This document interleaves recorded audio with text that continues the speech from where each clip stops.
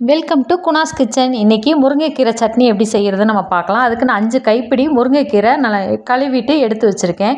15 சின்ன வெங்காயம், 5 பூண்டு பல், 4 காஞ்ச மிளகாய். நீங்கள் காரத்துக்கு ஏற்ற மாதிரி கம்மி பண்ணிக்கலாம்.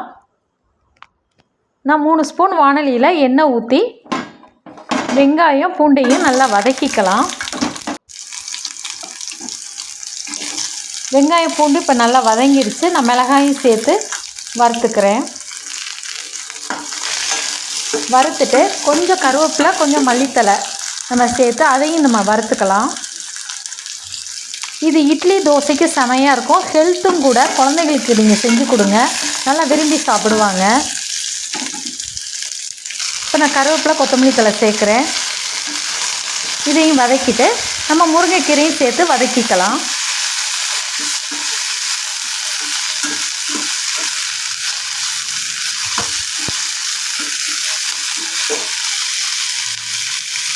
நான் முருங்கைக்கீரை நல்லா கொழுந்து இலையாக எடுத்திருக்கேன். நீங்கள் அதே மாதிரி எடுத்துகிட்டு நல்லா வதக்கிக்கலாம்.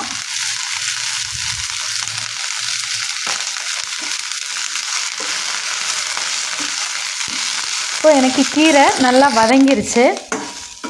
அதுக்கப்புறம் நம்ம மிக்சியில் போட்டு அரைச்சிக்கலாம். கொஞ்சம் புளி, உப்பு நான் சேர்த்துருக்கேன். ஆறுனதுக்கப்புறம் நம்ம மிக்சி ஜாரில் அரைச்சிட்டு எடுத்துக்கலாம். அவ்வளோதான், நமக்கு சட்னி ரெடி ஆயிடுச்சு. நம்ம சேனலை ஃபாலோ பண்ணுங்கள், சப்ஸ்கிரைப் பண்ணுங்கள், லைக் பண்ணுங்கள். தேங்க்யூ.